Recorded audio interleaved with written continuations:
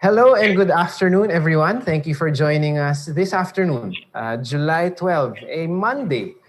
And for those of you who are tuned in live with us, thank you for joining us live. For those of you who will see the recording of this later on, thank you as well for tuning in and seeing and watching the recording with us.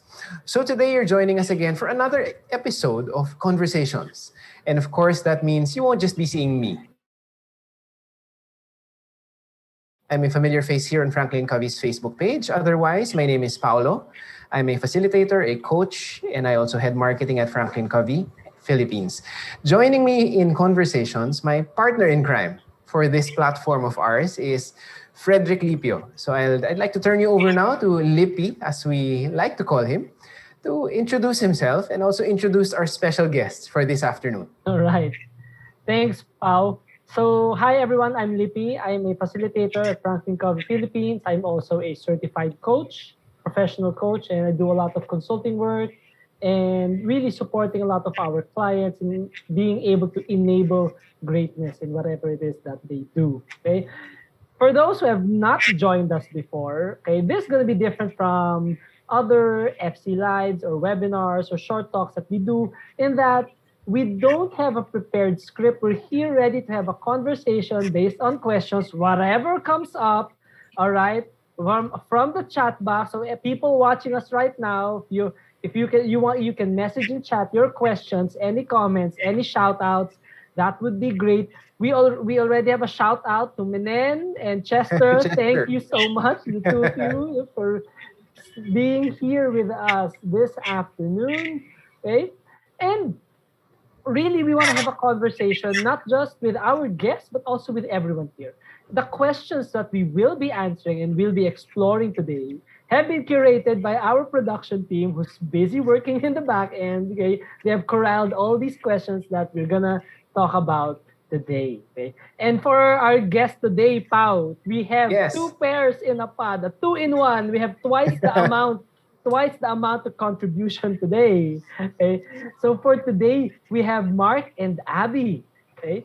They are active parenting advocates and lifestyle content creators behind markxabi.com.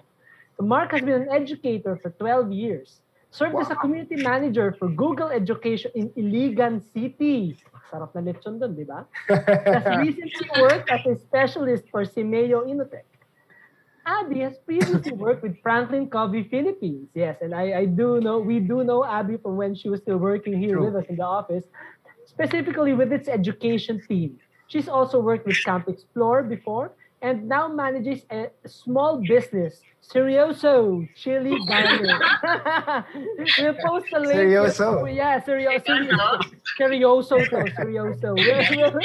We'll put a link, in the... We'll send that link out so you guys can check it out, right? And they have a 3-year-old son, Atticus, or Tikoy, as they lovingly call. So everyone, let's give a round of applause. Let's give a warm welcome to Mark and Abi. Yeah, thank you for joining us, Mark and Abi. Thank you for having us. Mark, first off, right? Last month we also did something similar, talking a lot about parenting. And this seems to be the theme, Pao. And today, we have two parenting advocates in front of us. And I'm just curious, how did you guys get into this space? Yeah, so primarily, as mentioned, we have our blog. It's usually focused on parenting and lifestyle as millennial parents. And so primarily, I think that's the space for us where we get to write articles. And we are also active on social media, both on Facebook and Instagram. So most of our articles is that we co-wrote them, Abi and I. So we edit those articles and there's a back and forth. Sometimes we also have articles wherein I have my perspectives and Abi also has her perspective. So basically, I think that's the digital space for us right now. It came along, well, basically because we had a son. And at first we thought, so now that he's here, what do we do? And it's really about, I think for us at first, it's about finding a community. And we thought of sharing them because, it's kind of scary. And the first time that you meet your kid, kasi it's like, what do I do? So I thought it just helps to have real experiences and tips and hacks. So that's why we started the blog.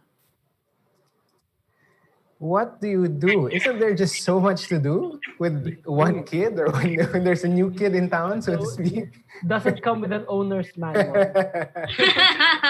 That is so true. There is no owner's manual. Yeah. We Googled a lot and then we tried to read up. But it's still different kasi when the kid arrives, parang, I know about this, but it doesn't look like what it says in the book or in Google. Yeah. But I guess it was also reassuring when one of our good friends, she told us that day one starts when you arrive right after from the hospital and you put your baby on the bed and then you would ask yourself, what now? And I think for me that was comforting because, it was being vulnerable that you really don't know what to do. I mean, there's the community, there's your family, there's the tribe that we like, where we can learn from them. But I think that's a good start to really accept that, this is a brave new world that we're entering into. And so you mentioned that you got into the digital space. Interesting, Mark mentioned earlier as millennial parents. I'm interested to understand why the distinction? Why the maybe label, or what makes it different to be millennial parents? Yeah. So we get to see our fellow parents who are almost of the same age with us. Mm-hmm. And some of the distinct characteristics of millennial parents are we're really more interested in reading online, joining groups online, and we also learned this early on that we have to be cautious when we join groups online because some parents are, I don't know, there's just something out there that they have different opinions. For instance, just for the diaper. I mean, and people can be very outspoken online, especially with their options, with their choices. And we get to sense that as millennial parents, we need to identify the tribe where we fit in. And so we kind of look for this kind of tribe that it's an open space, that it's a safe space where we can talk about the things that we like. And I think primarily that we can also have like honest reviews, bare minimum, just the products, because when we became parents, that's the first time we learned about all these baby products. And so we get to ask like, what are your honest reviews on this? And I think that for us is one of the distinction as millennial parents. We are in the digital space as well. Yeah. Oh, that's right. And I think it's a very different world. Sorry, Abi, I cut you off. Go ahead, please. It's okay. And right now, because it feels like we get bombarded with all of these advocacies, all of these parenting styles, and others can be, I don't know if this is the right word, but extreme about it, like they exist and things like that, like what Mark shared. And then we also realized that, these things are available now. Cloth diapering, organic, and breastfeeding. We just thought that they all have their good points, and we all we have to do is sit down and kind of filter what works for us. Yeah. And so what has worked for you? What has worked for you? Something in the middle. Like for the cloth diapers, for example, we used cloth diapers and decoys when he turned 6 months, but we weren't like advocating it to the point of bringing cloth diapers when we travel.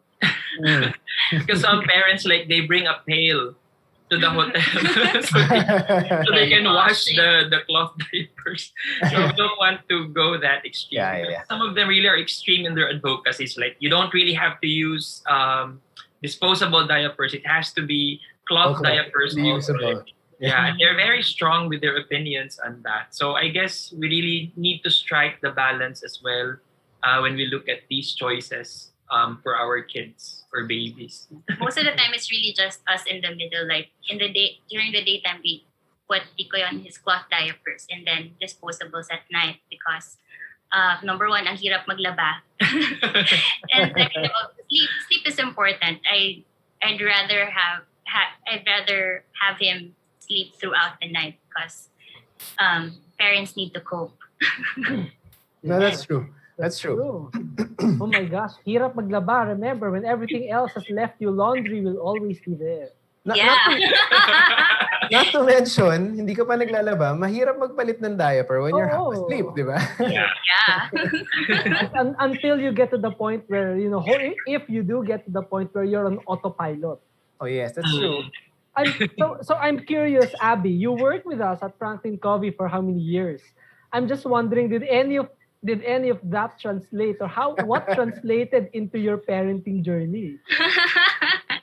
Well, first off, I dragged Mark into an educator's workshop before we got married. I just had to make sure that we're, Was that a requirement? Just Prerequisite. And then it came out in his vows on the wedding day, right?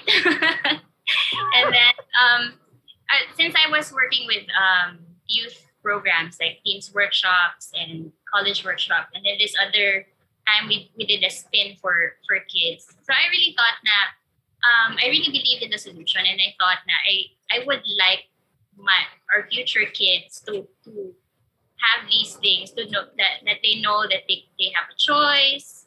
So because the traditional Filipino parenting has, you do this, but for us, I think we wanted that to change in a good way. It won't be too frustrating on our end. So we tried, and recently we taught Tikoy the phrase "I'm in charge." Oh. So he usually asks, "What am I in charge of?" So sometimes it helps, and we just want to build his confidence in that and affirm that. But sometimes I have to invent a chore for him just to satisfy that. I think he feels empowered kasi that I'm washing these vegetables and I'm helping mom, even if that means I have to do it twice. But it really gets frustrating because you're dealing with the kid. It's not like they would really understand what I meant, like, to the dot. But yeah, we try. I think that's the safe. It's safe to say that we try. So I guess for starters, for Tikoy, really is using the language of being proactive. Mm-hmm. And I think that's really what he learned from us. The phrase "I'm in charge of." So does that mean siya yung boss o hindi naman? Well, in a way, but he doesn't have to know. Because honestly, sino ba talaga yung mag-a-adjust, diba? So usually when there's a task, he asks, like, what am I in charge of? Wow. So if we're like setting the table, so I'm in charge of the placemat and I'm in charge of the plates. So he will ask, what am I in charge of? And I said, okay, you can bring the spoons and the forks to the table. And most of them land on the floor. Points for effort naman. Points for effort. Yeah. Yes. What am I in charge of? I love that. That's interesting, yeah. I actually want to try it. Yeah. Yeah. Let me think about it for a while. Yeah. Pagsisihan ko eh. Yeah, you also have to think about what chores can fit that or wouldn't have so much risk, like not something to do with dishes. True. Dishes and knives. Yes. All right. No, but it reminds me of our kids naman. You said, Abby mentioned she invents chores for Tikoy to do, no? What For do you us, do, Pao? no, they invent the chores for themselves. So they have a glass of juice, of water, they'll pour it on the floor, and then syempre kami or yung caretakers, medyo mafrustrate, di ba? Oh, Nathan, why do you? And then, I clean it. Tapos kukunin niya yung basahan. So parang, so you did that so you could clean it up.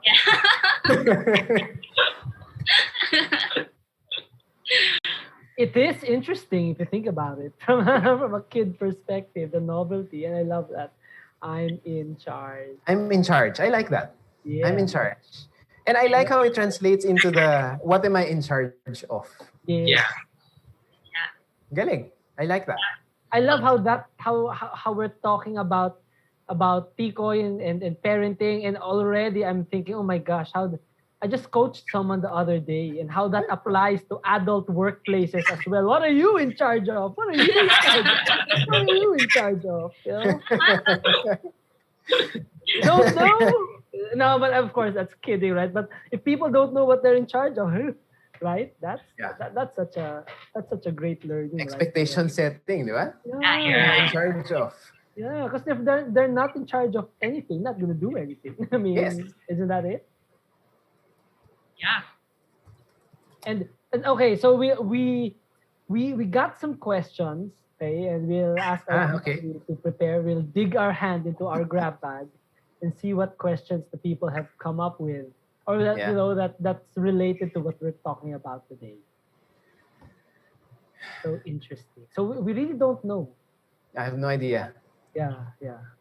This isn't movie magic, people. We really don't know. Okay. Oh, this is nice. Because I think we've all had this one. Oh, During work from home, our kid demands a lot of our time. So how do you handle this? Oh yeah, I love how they just look at each other and laugh. You know? that this is gonna be good. But it's really a struggle because Mark has a full-time work, and then I mean managing the house, and then the small business could be very demanding too. But most of the time, Tikoy stays with me because I have more flexible hours, in a sense. But but I try to make blocks of time. Like in the morning, I try to focus on chores, and then getting Tikoy ready, like giving him a bath and some playtime. We try to get as much sun time outside, as much outside world we can give him, because we can sense that he feels cooped up as well. Yeah. And then for the rest of the day, if Mark doesn't have a serious meeting, he can stay on the background because he likes to join Zoom meeting. Join. Yeah, in my meetings, they usually look for him, or his office mates would look for him. But if we try to tell each other every day, I have this meeting. Tikoy can be on the background. We would just give him some toys so he can distract himself. But most of the time, he'd like to what you shared, Lippy. He would like to sit on Mark's lap and then join the meeting and press buttons. But yeah, and then when it comes to chores, we also divide them, and taking care of Tikoy is another thing to how can you say it? Kind of, we just share the obligation. Like if Mark feels like he can work with Tikoy on the side, then good, so I can focus on my other things. Mm-hmm. I guess for me, the physical space is very important. Right. When we shifted to work from home, Actually, I was more invading the space of Tikoy more than he was invading my space, because the room where he usually plays and take his nap, that's what we created my home office. And so yeah, but I think with regards to physical space, when he saw that I had like the swivel chair and I had the laptop here, for him, whenever he sees me sitting there and working and typing, he knows it's work. So I guess that's very important, because we've set that in a way like a boundary. The second thing would be, how do we manage his expectation? Mhm. So we've learned early on during in the work from home that whenever we have like a serious meeting or like a webinar where I'm involved in, we tell it to each other in the morning. Like, I have a webinar at 3 p.m. So we tell everyone that. So later, Tikoy had this, like, so when his grandmother would ask him, like, what are you doing this afternoon? Then he would say, then he would say, like, I have a webinar at 5 p.m. So he had no idea, but yeah, he gets that when we manage expectation. It's actually more of for the entire household, Mhm. because also my Tikoy's lolo or grandfather also do a lot of things in the workshop. So welding, so medyo maingay siya. So it's actually for the entire family that we want to manage expectations. So like, I have a serious meeting at 4 or like that. And so Tikoy has to be downstairs or somewhere that he cannot be heard when he keeps on shouting. So I guess that's how with regards to work from home. But we're also fortunate to have to be part of organizations that are forgiving for when it comes to work from home moms or moms with small kids, and Or family oriented. very accepting, or we have the humor to just adjust for the kid, because this is the reality right now, with the Yeah. pandemic. Talagang merong dadaan at dadaan sa likod mo during the meeting. Hopefully with shirts on. At hopefully anak niyo, di ba? Hopefully, I mean, we can't make this shit. So that's another story.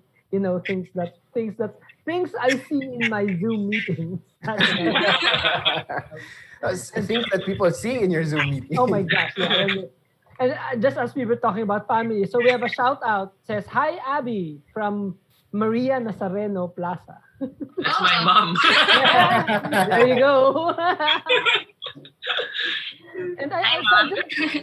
and that's interesting. I mean, going back to what Mark and Abby, what you guys were saying, right? And I can totally relate about that, because Tico is really small. He's a kid, and Yeah. it's so some strategizing and some planning has to be involved for the day to go smooth. And when I say go smoothly, meaning you take your serious meeting, without having any distractions and such, right? If you gotta focus. Yeah.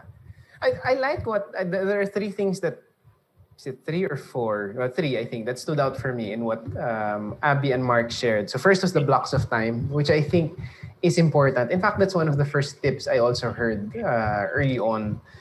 Maybe there need to be clear blocks of time. I actually, the most interesting point that came up was the idea of determining which meetings he can join. Because for me, it has happened with me, but it's always been accidental lang. Yung parang lumabas lang siya, and to your point, maybe it was preset in my head na okay lang because hindi serious, hindi client-facing.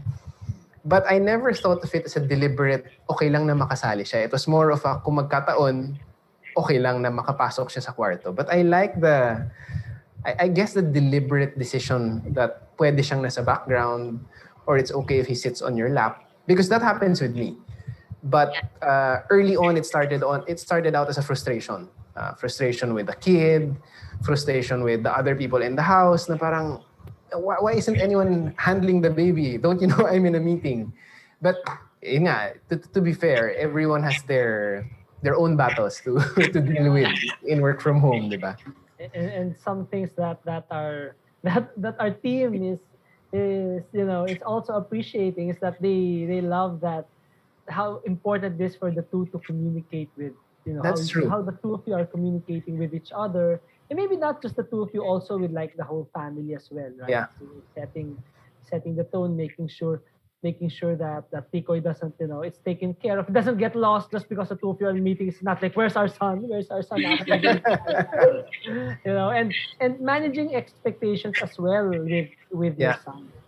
I think managing expectations with the son is somewhat underrated because we tend to think, what do they know about Kasi adult bata yan, di O, ba? diba? Kasi bata yan. But yeah, in my experience, and I love how Mark and Abi brought it up because I think my experience, it actually helps. Yes, there are times where it will be challenging. But for example, for us, we try and say, Nathan later on, or Nathan at when because he likes looking at the clock. So when we say, when the shorthand is at 2, at 3, I will go into the room first, or I will have a meeting first. Minsan, you will run into the five levels of why. Pero at least, to your point, he and the rest of the household know what to expect. And it doesn't come as a shock. Kasi conversely naman, what I have seen not work is literally I run into the room, I lock the door. Yun, met with fireworks and banging on the door. Yeah. So I think that's right. I mean, it's I'm seeing it as like a practice really of communicating and Yeah. letting people know. And again, I everything you need to know you learn in kindergarten. Again, I'm thinking of my coaches who've had similar situations where just because they have not communicated, all these bad stuff and all these miscommunication stuff happens. And I like Unnecessary fireworks. Yeah. Something as simple as I got the conference room from 1 to 2 p.m. Something like that. Something like that. All right. Let's see what's next. What else have we got? So our team has a deep grab bag. Okay. So this is it's an interesting question. Yeah. And so we want your take on this, Mark and Abby. Oh my gosh. How do we help guide our children to do the right thing? Wow. I'll throw him under the bus this time. He's the educator. Okay. Nice to know that's still happening. Yeah, we're normal people. Okay. So Mark, your turn first. How do we help out? How do we help guide our children to do the right thing? Yeah, that's a tough question. Well, I guess in our experience, we'll just talk from our experience. Really, for Tikoy, he's 3 years old right now, but his concept of really, we practice voice and choice in the house. And that can be challenging. That can be challenging because it means that we give him a space, we allow him to decide. For instance, for food, which ones would you like to eat? It's a challenge for us, and I think we don't have like the exact black and white answer to find that balance. I was just saying to Abby, like, maybe if things will change when he's 4, when he turns 4, maybe we can be more, I don't know, like explore more how he can be, like when he's given an option, like, can we give more opportunities for us also to assert ourselves? Like you have to eat this or something like that. But right now we kind of like practice first voice and choice with him. So doing the right thing with regards to, and that can be a bit heavy, like on the moral aspect or anything. But I think for his age, our struggle right now, and this is us being very honest, really, is how to let him wear a face mask. And just last night we had this conversation, and he keeps on telling us that he doesn't want to wear the face mask because it's scary. And so now we go to the levels of whys. Why is it scary? And then he tells us that he just says it's scary, right? It's scary. Yeah. But even if I try to tell him, no, you know what? Yeah, it's scary, but we're here for you. And then he will kind of twist that around like, no, it's scary because you will not hold my hand and you won't be here for me. So, most of the time, I really don't know what to say. Yeah, but I guess for us, like last night there was no resolution on the face mask, and we said, okay, we'll just sleep on it, and we can have this conversation another day. But I guess it's very important that we attempt to communicate, because this is really something that has been on the back seat for quite some time now. That a time will come that he really needs to wear a face. Know what levels of convincing we need to dive into. But I guess for now, the way forward for us is really to just keep on communicating with him and finding like what scares him, why is it difficult for him, and things like that. So I guess habit 5 is a struggle when it comes to kids, especially toddlers. Because sometimes, and I guess most parents would agree on this, that sometimes we just can't help it and we snap, right? And we snap because we just we don't want to have this conversation anymore. But then do it, kid. Just do it. Because I said so. Yeah, because I said so. I mean, it's just easy to say because I said so, but if we're trying to advocate really communicating with our kids, so I guess that's the last thing that we have. Abi, would you like to add? For in guiding them to do the right thing, it's these children in these ages are very observant, so more pressure for you to keep your integrity in doing what you said you will. And also I felt that it's also easier for them to grasp when you explain why he shouldn't hit his playmate, for example, or why he shouldn't throw things on the floor like that.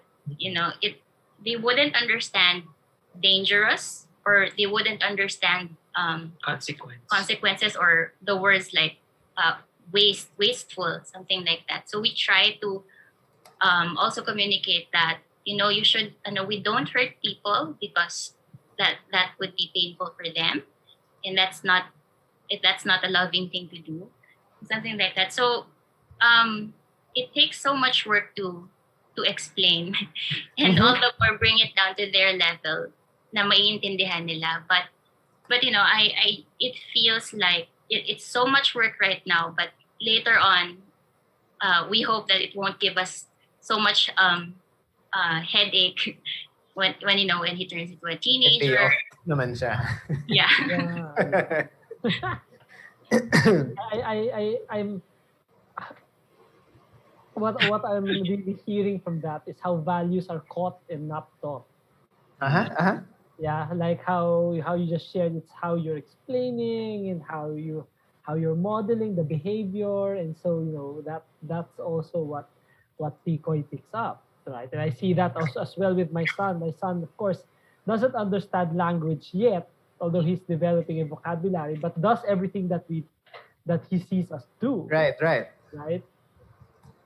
So as I think about this question, at least for us or for me, it also boils down into habit 2 thing for me. Like, what is the end in mind? Like, what is it? Yeah. So Dr. Covey shares one of the videos we show in our classes. Raise boys, not grass. Yes. Raise boys, not grass, and so. So this is actually more for us as parents. That's true. That is true. Yes. Like getting clear on what is the right thing for us, and we're not here to tell people what is right or what is wrong, but rather that's something you gotta figure out on your own and be clear with. In fact, I like what you just said there, Lippy, because earlier I was thinking I think one of the important points here, just going back to the question of how do you help guide children to do the right thing? I think on the part of the adult, I love how number one, you point the awareness to the reality that this is for us, just as much as it is for the kids.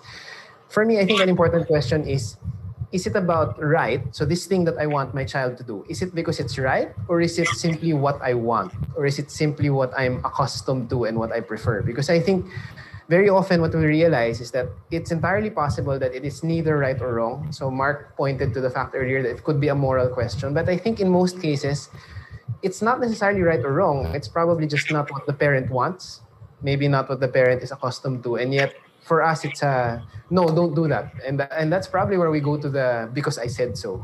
Kasi ang hirap ipaliwanag na kasi ayoko lang, di ba? But earlier, Mark and Abby mentioned the word consequence. And what I wanted to add was one of the things I've learned, and this is not from me. This is something I read somewhere else, and I've seen it in several videos as well, is one of the best ways to teach kids about right, wrong, or consequences is to actually allow them to feel and to see the consequences of something, which can be very hard. Because as an adult, let's say kanina, you mentioned yung messy or magtatapon. From the adult perspective, ayaw natin di ba? Kasi sayang, or who's gonna clean it up? It's probably gonna be us. So we prevent it. But so for us, for example, when our kids throw their food, what we say is, okay, we prefer not to throw the food, but now that it's there, wala na. You don't get any more of it. And so when our child says, I want some more, and we say, sorry, it's on the floor. And that's what happens when you throw something. And it's hard because, di ba, at the back of your head, you're thinking, bakit ko pa pababayaan to? Just nip it in the bud. But di ba, what they say is if you're forever, I think one of the most graphic descriptions I read of this is if the parents will forever cover every corner that the child is bound to hit with their head, they will never learn that they have to be careful because laging may sasalo sa kanila. But di ba as a parent, manonood ka lang ba until your kid bumps their head? But then you realize that they learn, di ba? They learn that, okay, I'm not supposed to do this. And yeah, I guess it's a balance. Of course, pag medyo life and death, then yes, nip it in the bud. But when the consequences are manageable, then I think let them feel it somehow. Yeah. Interesting. All right. Okay. So yeah, again, it's a learning experience. So, I mean, everything, even us helping guide our children to do the right thing, it's really a learning experience. Not just for us, but also for... I think for both. Yeah, for both. It's a learning experience. In fact, sometimes, Mark and I have both mentioned that the levels of why, although it is, at times it's infuriating, parang, where does the why stop? Parang lahat na lang why. But when the children, for us, we have two kids, when they ask us why, there are times where I actually pause and I ask myself, oo nga naman. Bakit? What is the reason behind it all? Other than it's the way it's always been done. Or yan yung pinakamadali, yan yung gusto ko. At least for me, it's a self-check. It's also there are other ways. Or why exactly did I decide to do it this way? So yeah, it's an education for the adult as well. I think if we're humble enough to admit that. Yeah. Nice. All right. Let's see what other questions we have for today. Oh, wow. Wait. Let's throw this question out and let's see what Mark and Abby have to say about this. Because I got a question about this question. Okay. So what are your thoughts on tampo? Who Who does the tampo? Being tampo or Or me? us as a couple? Yeah, so see, that's exactly my question here. Yeah. Are we about the kid or we talk? You know what? Let's do both. Let's do both. Yeah. Let's do both. Both a juicy topic, and we'll let you start with wherever you want to start. It's up to you, yes. Let's start with the kids. Okay. Warm up. Well, for tampo, we do. I don't think Tikoy knows the word for it, but sometimes when he acts out, I kind of realize that this is him being tampo, and sometimes I get when I'm really busy, I would hope that he gets over it. or that I would explain, no, I wasn't doing that. That's not what I meant to get like that. But for Tikoy, he likes when he feels sad, he wants to just to be sad, and he would say that, okay, I'm just gonna go to the daytime room. That's what he calls his playroom. It's very logical. I'll just go to my daytime room and I'm just gonna cry, okay? And then after a while, he will say, after crying, he will come back and say, okay, I'm done crying. For us, it would be, okay, I'm glad you moved on. But he has his own time and ways to resolve it on his own. We just make sure that he has a safe place to cry, right? Walang nakasaksak na anything. Yeah. And then we also learned that these feelings that we think na parang, you just have to move on, okay lang yan. But it's actually a big deal for them. Yeah. And if we don't, parang in a way, if we don't indulge him in his feelings, or not, if we don't acknowledge this feeling of tampo, all the more he acts up, and then it's gonna be a very tiring day. Sometimes it carries on to the next day. Yeah, usually when it starts in the morning, and then and it's like a whole day thing already. Yeah, hanggang sa bedtime na, he would still recall his tampo. Wow. And I mean, it's in a way what I'm hearing from you is acknowledge it. So yes, it's in a way teaching our kids how to handle emotions. I think it's huge. Agree. I have a 1.5-year-old, and sometimes I look at him and I think, small package, but the emotions are huge. Emotions are huge. Well, if I may add, and I don't know if this contradicts what Mark and Abi mentioned, but for me naman, one of the things I appreciate about our kids, at least, so we have two. We have a 2-year-old, we have a 4-year-old. Like you mentioned, Lip, small packages, but their emotions are huge. And yes, sometimes they come out, it's almost like what on earth is going on, because it's a fireworks display and you don't quite understand why, because anong nangyari?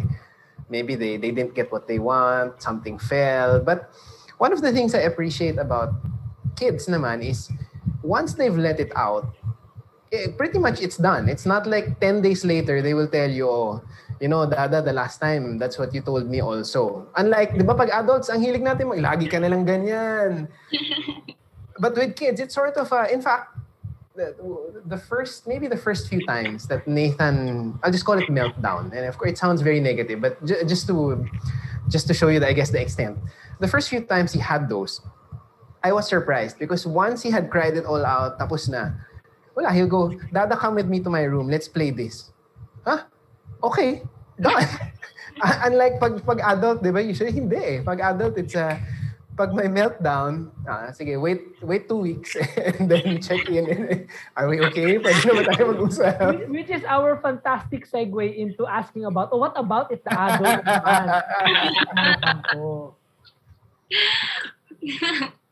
Do you want to do the honors? Abi daw. Before we got married, Mark told me that he's usually unaware, or like he's clueless. So he would prefer not to get the cold shoulder or the cold treatment, because most of the time he really doesn't know what he did. So you're not the only one, Mark. So I was about to say.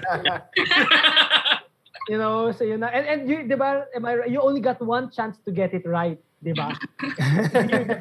Parang that's like the $1 million chance of a life. But yeah, but I digress. So sorry, Abby. Going, Mark, you're not alone. We want to assure that. So I still need to unlearn that you know that I don't know, that's but it's kind of a automatic response. Like if I feel hurt, I would just shut off. But then I will always remember that he doesn't know. so So you're on the losing side. so I'm on the losing side. Because I would steep on my Ines, and then he doesn't know. That's parang why is he parang going on with his day na parang okay lang siya. That's why I'm very new here. How dare you not know what you did? How insensitive. The buffoon. So yeah, what I do now is to just try to calm down. Of course, I don't want to. I don't like talking while the emotions are still high. Yeah. So I just try to calm down and just kind of mentally enumerate the things that I want to say. That I told you the socks doesn't go on the floor. How many times, man? So, something like that. And then I will try to, later on, I will just try to say it nicely, respectfully, if not nicely, respectfully, and try to tone down a bit because nobody wants a scandal. but yeah, I think that's how we try to handle tampo like adults. I mean, it's sometimes, most of the time, it's valid to feel like this and that, and you're entitled to feel that. You just have to, but it doesn't help to stay that way without even trying to talk about it, because it's also unfair on his side because he doesn't know. How about you, Lippy? What do you have to add? What are your thoughts? That's again, it goes back into well, two things for me. One is the communication aspect, and we've talked enough about that. I mean, second is to assume positive intent also, right? And si Mark, yeah, I'm in agreement. Yes. Hindi niya pwede ituloy eh. Oo, hindi ko naman sinasadya, di ba? Yes, I know the drill. But it's also about understand that it's not about me all the time. Because there are times where looking back, I had to respect and give that space to my wife to feel that way. Because sometimes if that happens, I get into this habit of, bakit? Ano mali? Ano meron? What did you do? What did I do? Is it something I did? Cold shoulders. Is it something you did? Cold shoulders. Is something happened? Cold, like, ano ba ang problema? Ano ba nangyari? Ano ba? Gusto natin yun? Let's fix it. And of course, that never helps. It's like asking someone who's having a panic attack to relax. It's not relaxing at all. So, there are times where, and we've learned that I have to respect the person's space and their process and how that works for them. But what we've agreed on is when we're both calm enough, we have to sit down and talk about it. So then, that's clearer. We don't let it, continue to run in our minds, how insensitive of him, etc. But then the other party is not even aware of, okay, so you don't want it that way. I didn't know. How would I know, right? Like example, my wife has lived her life for 30 years before we got married. So how would she even know about certain quirks that I do and vice versa? Right. So I think a lot of communication. And habit 5 and habit 4 and habit 5, because I'm contrary to what Mark or who I don't know who said it. I mean both of if we don't talk, both of us are on the losing end. The relationship that's true. Is on the losing end. Because before I also used to think that you're not gonna talk to me, kawawa ka, kaulugi. That's up to you. You're lost. Line. Not a healthy mindset. Like, we're married, but then I'm thinking, win, lose, I'm gonna win. And that's not, that didn't help us out at all. So right. it's take an extra step to think win-win. And that's funny, especially in these little instances where it's not even clear what is it that we want. We want a happy relationship, but why did you put that? I told you not to put it on that table. That thing goes on the other table. Yes, I don't know. But the effort still has to be there. Mark, I can so relate with you. If you talk to my wife Abby, she will so relate with you as well. I guess for Abby, it's very important for her when I should validate her feelings. I guess for men, or maybe I can just say for myself, we usually would like to really fix it, right? So whenever she says like there's a problem, my auto response would be, so how do I fix it? Sometimes Abby would just like to be heard, like, just give me this space first that I can just, talk about how I felt. And then maybe we can talk about resolutions later, how we're going to do this. But right now, this is how I feel. So I guess it's very important for me. And I learned that in time that I should not invalidate her feelings. It's very important to acknowledge that first, that she's hurt or she's really annoyed. And then the resolutions will come in. Like 30 minutes later, an hour later, we can, when everything is already calm, and then, okay, so what do I do now? Because in the past, when automatically I would say like, so what do you want me to do? That's so... Yun lang, alit-lit naman na bagay na yun. yun na, that's it. Diba? Oh, now you're headed that path, Yeah. It's funny. So, Libby and Mark, you both talked about communicating and also validating the feelings, sabi mo nga, Mark. I think for me, what's interesting, and I'll go back to the kids, although we're in the juicy topic of adult tampo now. I think if you think about it, the principles are actually very similar. It's just a matter of how they're applied. So, for example, with our son, and I've told this story a number of times, it hit me the most. And Mark, I think the three of you have all mentioned Habit 5 at least once throughout this session. For those of you who aren't familiar, Habit 5 is seek first to understand and then to be understood. So it's really about listening and trying to understand how the other person is feeling. So with my son, going back to the story, there was one time when, and this was early in the pandemic, when school had first shifted to online. And you can imagine then he was 3 years old. That's a massive shift because for 3-year-olds, and he had been in school for siguro by that time close to 2 years, because we started him before he turned 2.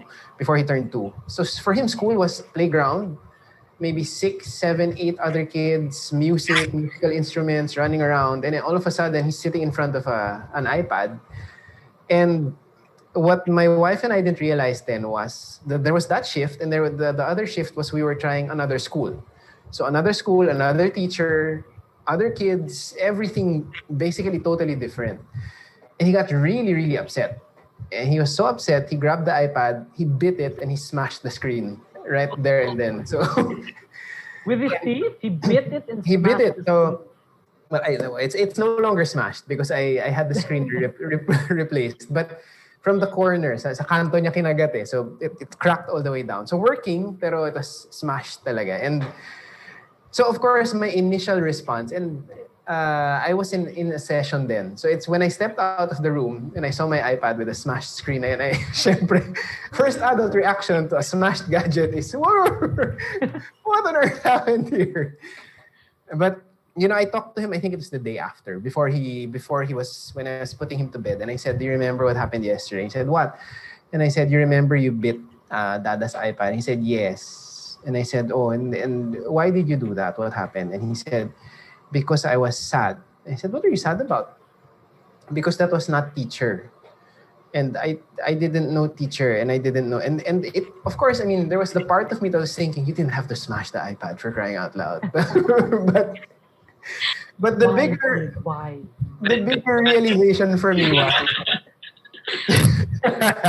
but the bigger realization for me was it makes perfect sense. Because to be fair to the kid, we completely dislocated, and it wasn't just dislocation, it wasn't just physical, it was total dislocation, and so for him it must have been this is what I was expecting. I want to go to the playground, I want to do this, and this is what I get. And who on earth is this person in front of me now? And so it hit me then. And to me, that's when Habit 5 really came on. And I said, so that's what Habit 5 is. It's really blank slate, because that blindsided me. I didn't know that was what was gonna come up. I thought it was just because I don't want to go to class. I wanna play. I wanna watch TV. But it was that's not teacher. And I said, oh, no. And for the kid, that must have been just total disappointment. So sorry, it was a long story. But just to go back, for me, then it was So then I started asking more questions. Like, so were you mad? Did you feel bad? Or were you sad? And I think that again, I don't know how to do this perfectly. And there's so many times when I stumble, but I've read a lot and I've heard a lot about helping kids navigate their feelings. So for Mark mentioned validating Abby's feelings. I think for the kids, maybe it's one step back where you actually help them understand. So is it sadness? Is it frustration? Are you angry? And the surprising thing is I was talking to one of my friends, and I won't mention the name, but what my friend said is that now that my friend is 40 roughly, the realization is I don't have a grasp of my feelings. For me, everything just comes out as anger. When I'm sad, when I'm frustrated, when I don't get what I want, when I'm grieving, it's just all anger. And I think that's, again, it goes back. If the child does not learn to understand what the feeling is, then it's all just, as you said, Lippy, it's massive emotions, and that's tough. Yeah, so again, the principles I think will be the same. Of course, application is different because the kids will need a bit more, maybe hand-holding, maybe more space. And there are workshops and coaches and processes that people actually go to help them deal with that. So they realize 45, 50 years old that, hey, wait a minute, I don't know what my feelings are. Yeah, exactly. And there is help. There are options and opportunities for you to dig deeper and It's begin true. to take care of yourself as well. That's true. Right. All right. Nice. So, and I think are we continuing on this juicy topic? I don't know. Do you have anything to say, Lippy? About Adult tampo. Yeah. Adult tampo. Maybe You have a lot of stories to share, Lippy. So not really. I'm thinking if this episode is going the way of love life already. So Cues happy music.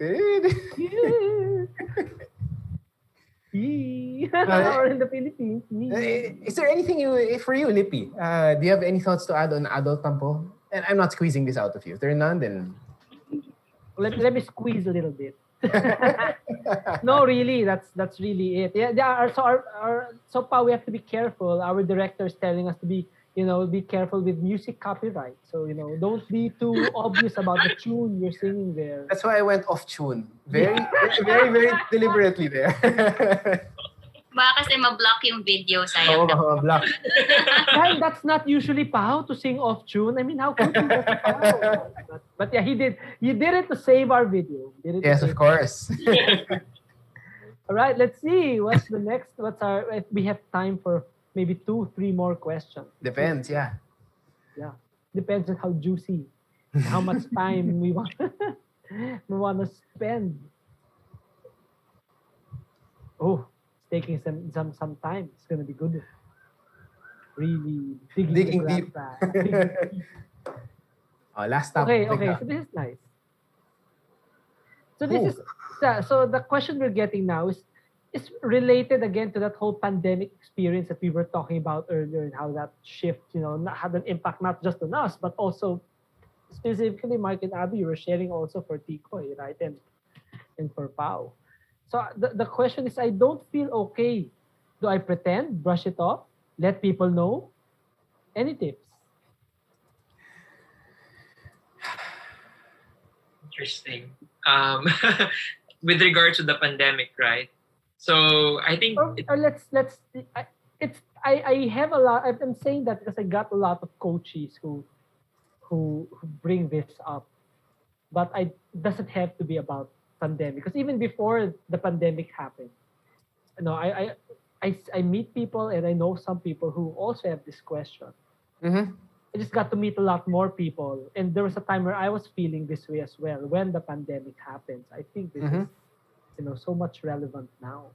So it doesn't have to necessarily be about the impact of the pandemic. Although in your case, it could be, that could be it.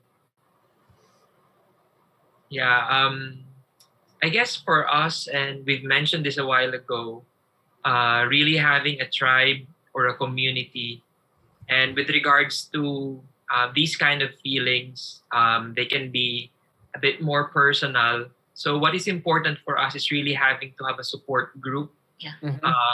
really finding, 2 or 3 people wherein we can share how we feel, and especially that we're a couple now. So we also have like 2 couples that we can just talk about how we are feeling during these times. So I guess that's very important. Not just having friends, but also your family. If your family is also considered as your support group, wherein you can just be yourself and you can just open up. I know not all of us have that kind of family where you can be yourself. That's really well and good. But if you also have friends who can be a good support also for you. So really finding that tribe that you can just express yourself, and you can also get their take on you. And I think it's very important that this tribe also practices, no judgment. Yeah. I hope that your support group are also proactive, and that they also don't, invalidate your feelings. That's right. And yeah, I guess for over the years, I realized that the support group that I really like to belong in are really people who just listen. Because sometimes when we talk about our emotions, we don't really need answers right away, or we don't need to be fixed. We just want to be listened. For me, it also helps to label our feelings. When the pandemic started, I didn't know I was being extra irritable until I found out that there's such a thing as cabin fever. So I sometimes I take it out on Mark or on Tikoy, and I just wasn't aware that I'm having all these feelings of fear, uncertainty, and not really knowing what to do. And then, but after that, when I learned that this is cabin fever, and this is probably what you're feeling, that's when we started to process it, and that's when I was able to talk better with her, because from our church we have our own small groups Mhm. where we do life together, and then I'm just really happy that the group that my group were the type of people who would say na okay lang yan, hindi, next time ganito lang gagawin mo. So they just listen, they just talk. It's okay to talk about it. It's okay Mm-hmm. to feel stressed, pwedeng mapagod, things like that. Because especially when I became a mom, parang all the more I realized that I can't do this on my own, Mhm. and that you would need all the mental support that you need, because it all starts there, I think. And speaking of naming your emotions, and I guess the term became popular at the start of 2021, when they mentioned that what we're feeling actually right now during the pandemic is Yeah. that we are languishing, that we actually don't have like a clear vision of when we can get out of this tunnel. Mm-hmm. And once we get to name our emotions, then it kind of, unloads some of the burden, because I had that aha moment. Yeah, that's what I feel. And, there's a name for that. And once you get to name that, it's like, when you get to name the monster, then you know how to defeat that, or in a way, slay that. True. So, and relating to parenting, we also advocate To Tikoy, we also advocate naming his emotions. I think since last year, we started teaching him how to name his emotions. So when he's sad, so he knows that when he's sad, when he's happy. So we try to also tell him to do that, because as adults, we realize that it's helpful when we try to name our emotions. Yeah. Nice. Great. Lippy, I'm interested to hear your thoughts on this. I mean, yeah, definitely, because that's to pretend, brush it off. What you're feeling is the worst. Suppression is the worst way of stress management. That's science-based. Not Yeah. necessarily about letting people know. I think it has to start with you accepting and you knowing what it is you know. What your awareness of what you're going through.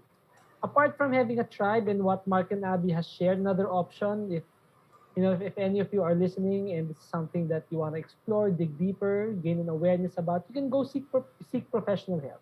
Okay? So different avenues you can search it, and maybe the people you know who have met any of these professionals, so you can get coached. You can talk to a psychologist, a therapist, right? If you are beginning to feel, physical manifestations or whatnot, maybe a psychiatrist. There are lots of different titles that I'm throwing out, but for me, if just meet someone you trust, you're comfortable with, and take it from there, then go to a capable professional. They'll be able to refer you to whoever it is that will be able to help you the most. Because there are times where we do also need professional help. That's something I want to add to the table. That's something I feel is important, and as I shout out that to us here in the Philippines, we should be more open about, because been a stigma around that, and coming from that industry myself, it's not just because I'm part of those professionals, but it's also because I've experienced the power of being helped that way as well, and of my friends and family being helped that way also. And right, to hell with the stigma, and I think what's important here is not to pretend and not to brush it off, and deal it for what it treat it for what it is. Yeah. What about you, Pao? Well, the three of you have said quite a bit. So I'll just play back a few things that stood out for me now. So from you, Lippy, I think you started with a sense of self-awareness. You said something like you don't necessarily need to, tell people about it, but first be aware of it for yourself, which I agree with. And then I'll get back to that in a while. You also mentioned seeking help. And Mark mentioned the idea of a tribe and having a community. I think towards the end of what Mark said, he also talked about having a safe space. Because of course, the last thing you want is to share and pour your feelings out and to have people laughing at you or judging you for it. And of course, that's not going to help. So I think there's really a common thread. Now, I guess what I'll add, and a lot of this will be slight repetitions of what the three of you have already said, but I think going back to what I mentioned with the kids earlier, I think the first part, similar to you, Lippy, would be understanding and acknowledging the feeling. Lippy, I think this will be familiar to you, but in strength coaching, we have the idea of name it, claim it, aim it. Yeah. I think the first two, at least in this case, when it comes to feelings, are important. Your ability to name the feeling, I think, is important because of a number of things. It helps you understand what you're going through. Maybe in terms of resolution later on, maybe not right now. It also helps you understand what will help you resolve it. But at the same time, I think claiming it is also important, meaning owning the feeling. I am feeling sad. I am feeling depressed. I am feeling cabin fever, as Abby put it. And the reason I mention that is because very often I'll speak for myself. Often I think when we feel bad, and this is something I've experienced myself, the tendency is to look for someone to blame. Ikaw kasi, because you didn't help me. Because you didn't do this for me. Because you don't care about me. And I think the difficulty there is if we pass the feeling on to someone else and we blame them for it, we let go of our ability, in a sense, to address it or to understand what we can do about it. Because now we're basically saying, kunyari, Lippy, kasalanan mo. So it's up to you to fix it. And what if as Mark and Abi pointed out earlier, what if the person has no idea? What if the person is walking around business as usual, no May harm kasalanan intended? pala ako. Oh, diba? May kasalanan ka pala. And if that never happens, then hindi ma-resolve. You're forever probably going to brush it aside and effectively suppress it. So that's why I feel that the idea of name it, claim it is important, because it's understanding what you're going through and also saying, this is my feeling. This is what I'm going through. And then also, I think as adults, one of the things that many of us have is our shoulds. Like, matanda na ako, hindi dapat ganito yung nararamdaman ko. So, liit-liit na bagay, dapat hindi ako malulungkot. Dapat hindi ako naiinis. And I don't think it helps, because really at the end of the day, all we're saying is, I feel bad, but I shouldn't feel bad. And the reality is, telling ourselves that we shouldn't feel bad doesn't take away the bad feeling. Diba? In fact, it makes it worse. Because effectively what we're doing is we're judging ourselves. We're saying, I feel bad. And we're saying, pero hindi dapat. O so double whammy ka ngayon. Masama na yung pakiramdam mo. Mali ka pa. O so, and I think that's, while not many may be aware of it, that's something that we do very often. Matanda na ako, or especially for those of us who are in higher positions, CEO na ako, dapat hindi na ganito yung nararamdaman ko. Ba't ba ako makikialam sa ganyan tao? But so what? You're a person. We're all human beings, no matter what your designation, no matter how old you are, which is, again, I'll go back to the kids, di ba? One of the things that people are so often do is, oh, don't cry na. But what if the child is feeling bad? You're telling him not to feel bad, di ba? So I'll just go back to, again, let go of the shoulds. Lippy, you mentioned stigma. And I think those are related. Because the idea of, I shouldn't cry. I'm a man, I shouldn't cry. I'm a grown person, I'm a CEO, I'm a bigwig, I shouldn't cry. I think there's a stigma attached to that, diba? Because big people don't cry. And at the end of the day, if we don't let go of that, we sort of go to the idea of brushing it off, setting it aside, until one day it just snowballs and it explodes somehow. Some ways more dramatic than others. In some ways, we end up languishing even without COVID-19, and we may not even be aware of it. So I think that's what I would add to it. And also, Lippy, you mentioned professional help. I think one of the benefits of naming it and claiming it is also giving you the understanding of, or the opportunity to somehow understand what will help. Do I need to talk to someone, whether professional or just a close friend? Do I need to just get away for a moment, detach myself momentarily, purposefully? No, not wander around aimlessly, but purposefully. So I guess in a way that's it. It's let go of the stigma and the shoulds, and at the same time understand what you're going through to help you understand what is it you need. Is it a safe space with others? Is it a safe space by myself? For Lippy and myself, is it a safe place with our guitars, for example, once in a while? So there, the different things, right? It's not a one-shot solution for everything. So I guess that's what I would add there. Yeah. Thank you. I wouldn't have said it. I couldn't have said it any better. Thank you for the executive summary of our time together. You're welcome. I want to invite Mark and Abby to, invite our viewers, anyone to check out your page or anything that you want to share that would help to our viewers. Yeah, so we are Mark and Abby, and we have a blog. It's called markxabi.com. We are also on Facebook and Instagram. And I think for this month, we also have free webinars. This is us just talking about our experience on micro-influencer marketing. So we have 3 Wednesdays. We started last Wednesday, and then the second one is on Wednesday, the 14th, 24th, the last installment. Yes, it is so this is really more of us like a passion project for us because we have been into micro-influencer marketing as well for like the last 3 years. And this is just us giving back to the community and just talking about the things that we do. And also for our family and friends, so they understand what we actually do.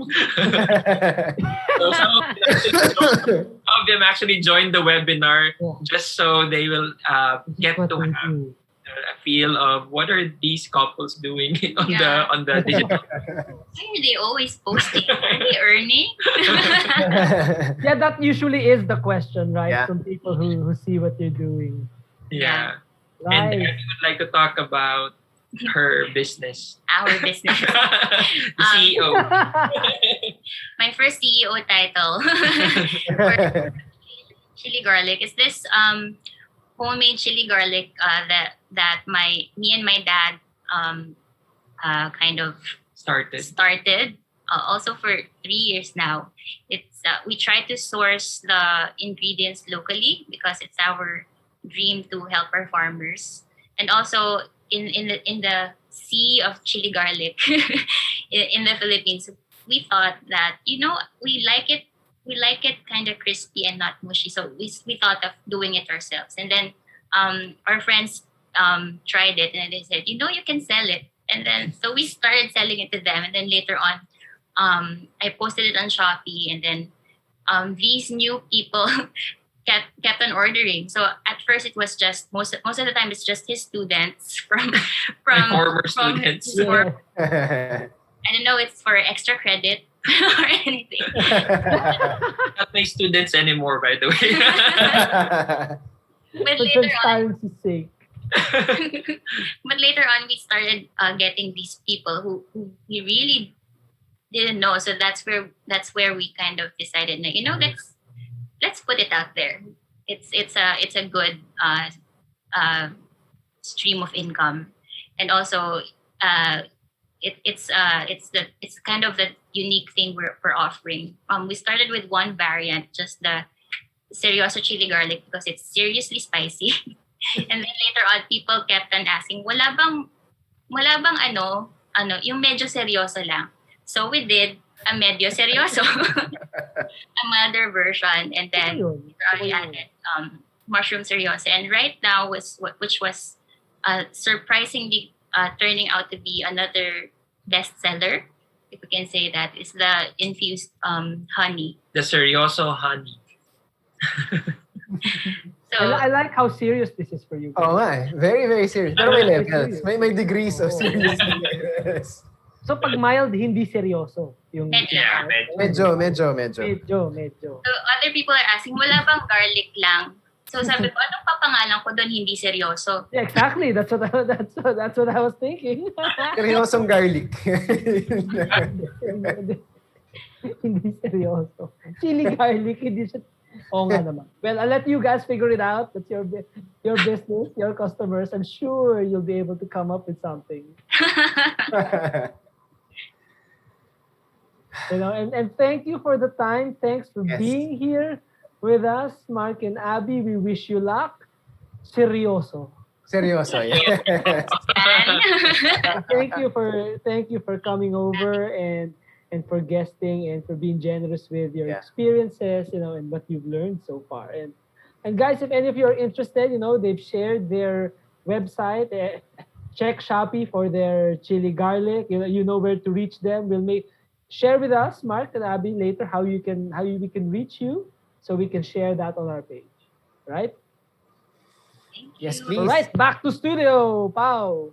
Thank you, Mark, Abi. Thank you for the time you've shared with us. And I'm sure your insights and your real world experiences have touched and will continue to touch lives beyond just Tikoy's lives and the life and the lives immediately around you.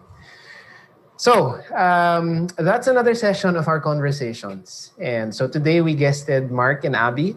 Again, creators, millennial parents, as we started our discussion earlier. And I hope that this discussion has been interesting, but not only interesting, insightful for the rest of us here. Adults, parents, millennials, non-millennials like myself. And Lippy, any parting shots from you? The parting shot for me is stay tuned for next month. We already got a guest. Oh, yes, we do. Our clue, magdiriwang tayo ng buwan ng wika para sa susunod na palabas. It's so interesting. I haven't done Linggo ng Wika, or it hasn't been in my consciousness for, I won't name the number of years, for fear of. Now same. So now we're about to, have a little bit of fun with it as well. So yes, look forward to our next session on conversations. And for those of you who joined us live this afternoon, thank you. Those who will be seeing the recording, thank you. And we do hope that the conversation today, we addressed, how many questions did we address? 3, if I'm not mistaken, right? 3 with some sub-questions and some offshoot discussions. Four rather. Sorry. Thank you, our production team. So today we discussed four questions as well as the interesting story behind how Mark and Abby moved into this space of digital. Another interesting word, micro influencers in the digital space. So I hope that this has been interesting and insightful for you. And for now, we'll say have a good day. Thank you for joining us in this afternoon in today's session of conversations.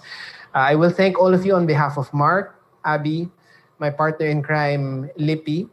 And before signing off, I will just mention again, like I always do, that here at Franklin Covey and at the Center for Leadership and Change, the one thing that we aim to do in everything that we do is to help enable greatness and help you achieve and move closer to those things which are most important to you. And the one thing that I will add is that in this platform of conversations, what we aim to do is not only help you move forward on the things that are most important to you, but we also give the opportunity for people that we feel have found their sense of greatness to share and hopefully to be able to touch your lives as well and to help you achieve your own greatness and move closer towards what matters most to you. So that being said, thank you again. Have a great week ahead, everyone, and stay safe and stay healthy.